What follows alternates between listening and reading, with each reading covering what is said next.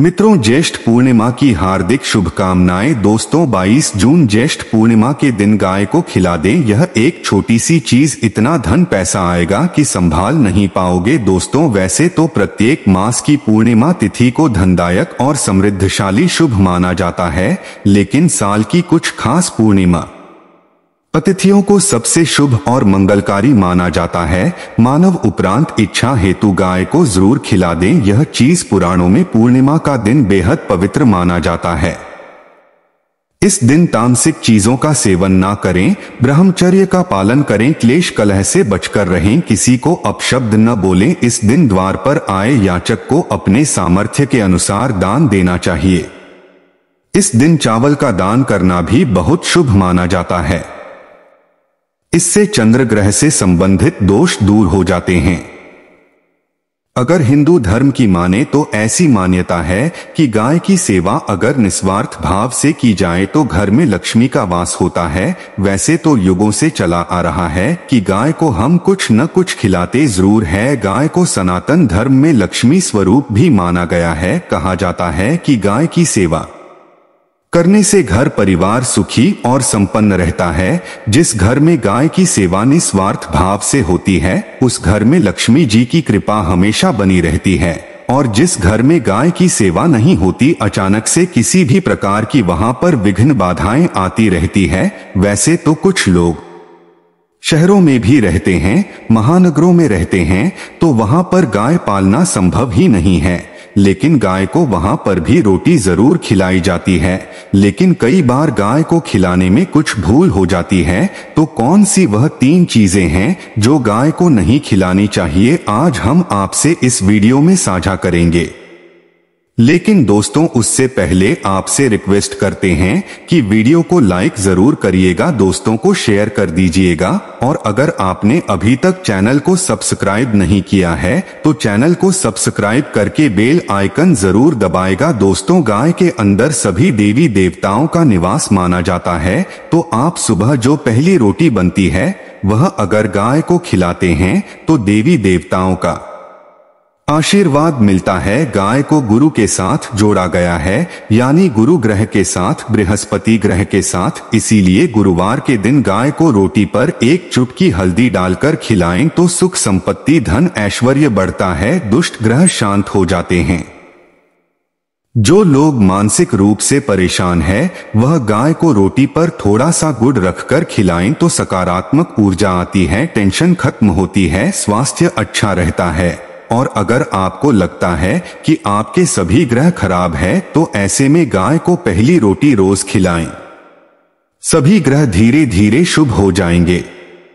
कभी कभी जीवन में लंबे समय से कोई शुभ मंगल कार्य नहीं हो रहे होते, तब ऐसे में आप गाय को रोटी खिलाएं। गाय के मस्तक को छूकर अपनी मन्नत कहें, प्रणाम करें, पैर छुए तो आपकी मन्नत जरूर पूरी होगी। तो यह था गाय को आप क्या खिलाएं उसके बारे में। लेकिन गाय को क्या नहीं खिलाना चाहिए, अब हम वह जानते है। गाय को रोटी तो हर कोई खिलाता है। अब यह रोटी बासी बिल्कुल भी नहीं होनी चाहिए, यानी कि 1 दिन पहले की जो रोटी बनी रहती है और आप दूसरे दिन सुबह सुबह खिला देते हैं, वो नहीं खिलानी चाहिए। कई बार आप रोटी बना लेते हैं और उस दिन गाय मिलती नहीं तो रोटी रखी रह जाती है।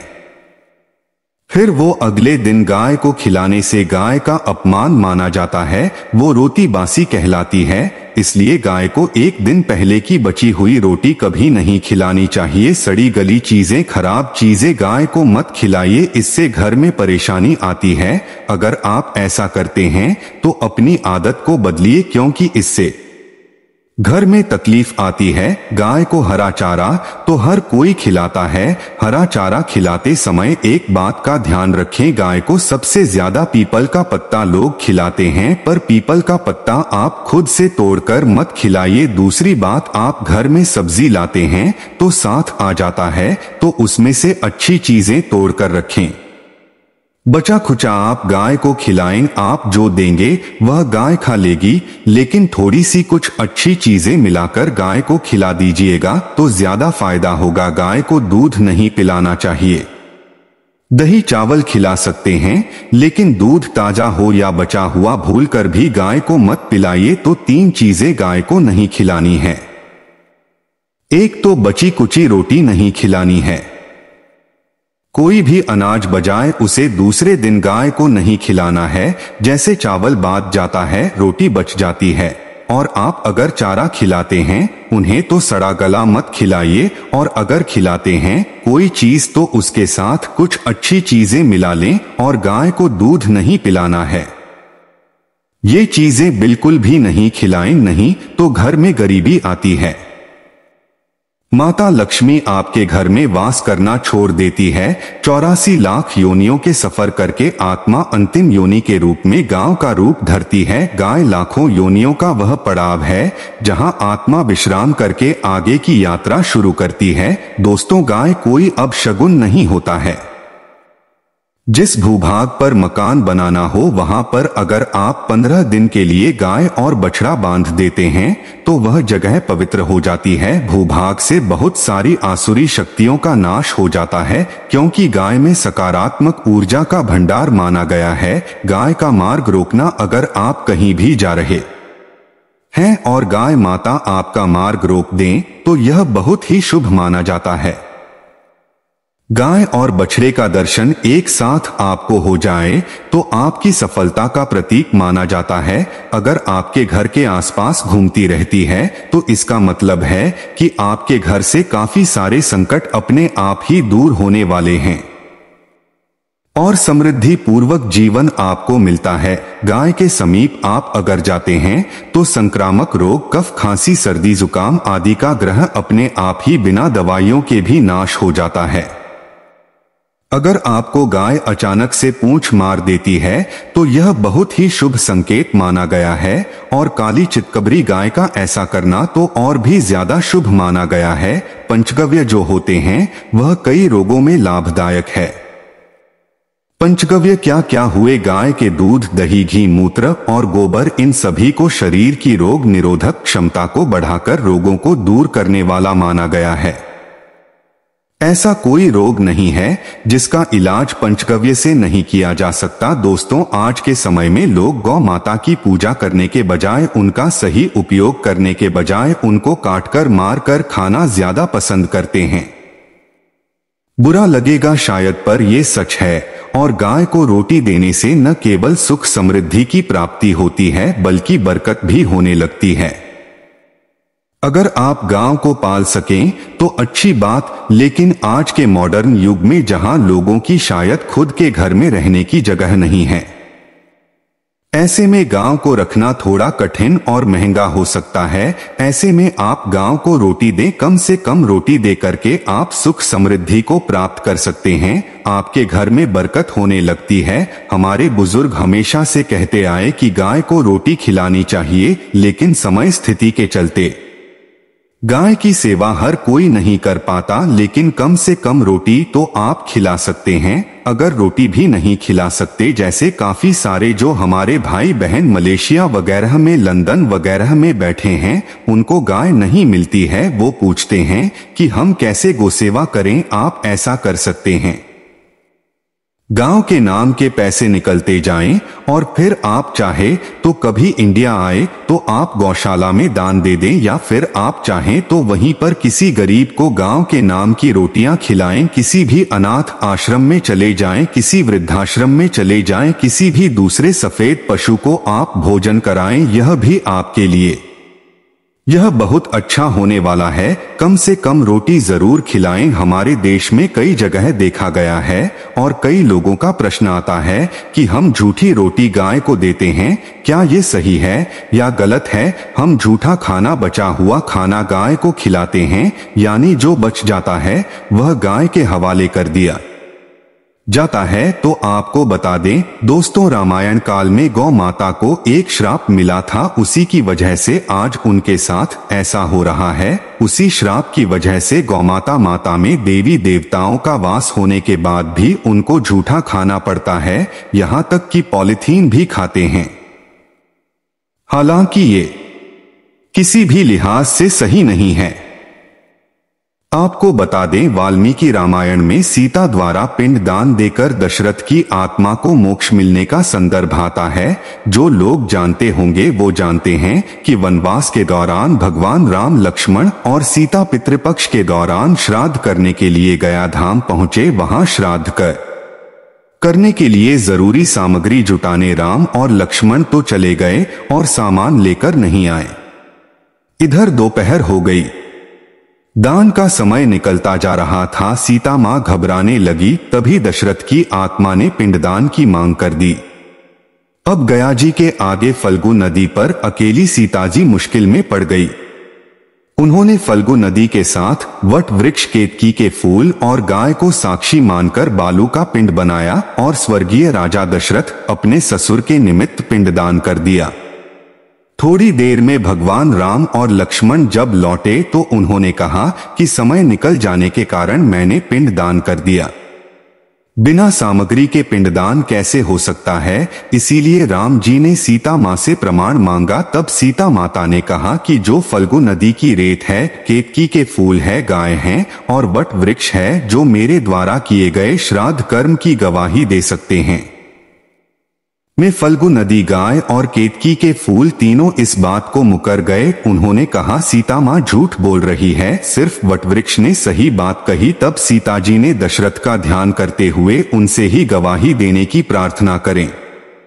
दशरथ जी ने सीता मां की प्रार्थना को स्वीकार करके घोषणा की कि ऐन वक्त पर सीता ने मुझे पिंड दान कर दिया। इस पर राम आश्वस्त हुए, लेकिन तीनों गवाहों द्वारा झूठ बोलने पर सीता जी उनसे क्रोधित हो गई और उन्हें श्राप दिया। फल्गु नदी से कहा कि जा, तेरा नाम सिर्फ रहेगा लेकिन तुझमें पानी कभी नहीं रहेगा। इस कारण आप भी जानते होंगे, जो लोग जानते हैं, फल्गु नदी आज भी गया में सूखी ही रहती है। गाय को श्राप दिया कि तू पूज्य होकर भी लोगों का झूठा खाएगी, और केतकी के फूल को श्राप दिया कि तुझे पूजा में कभी नहीं चढ़ाया जाएगा।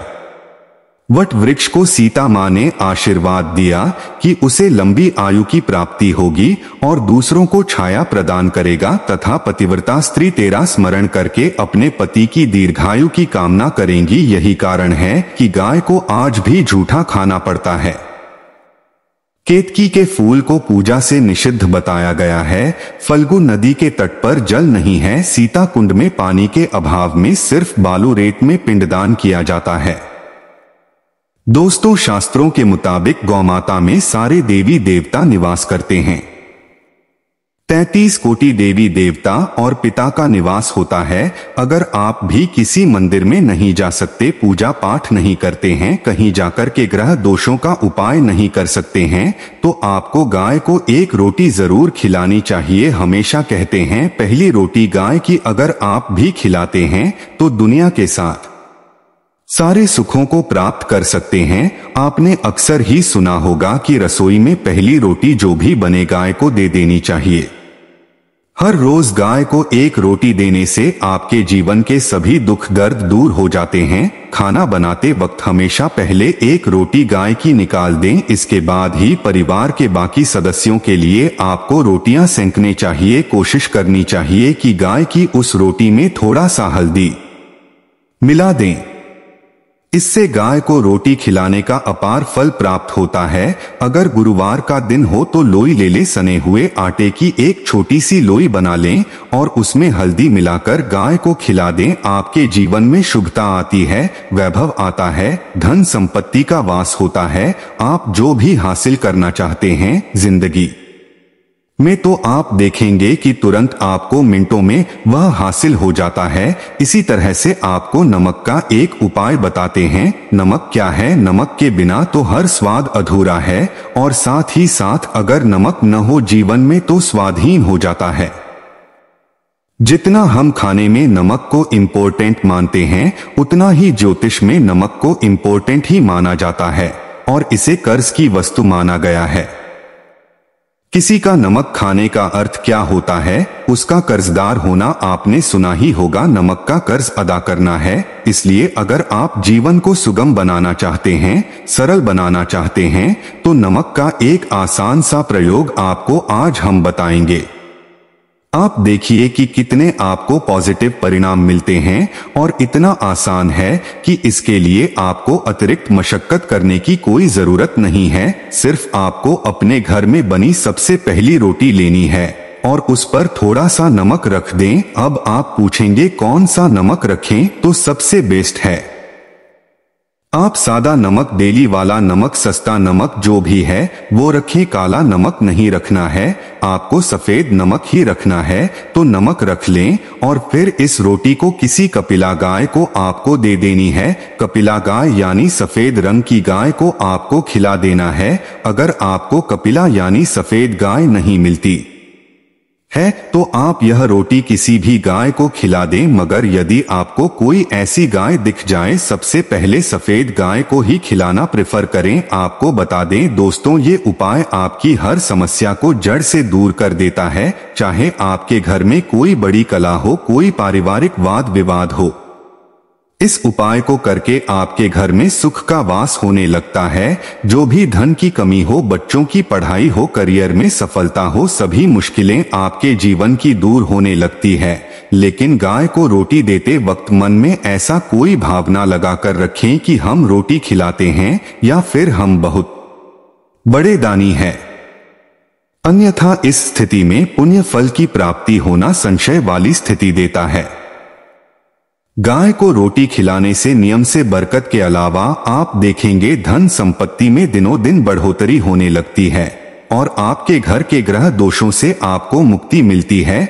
अगर आपके भी घर में धन की कमी है तो आपको ये उपाय जरूर करना चाहिए, किसी भी दिन करें।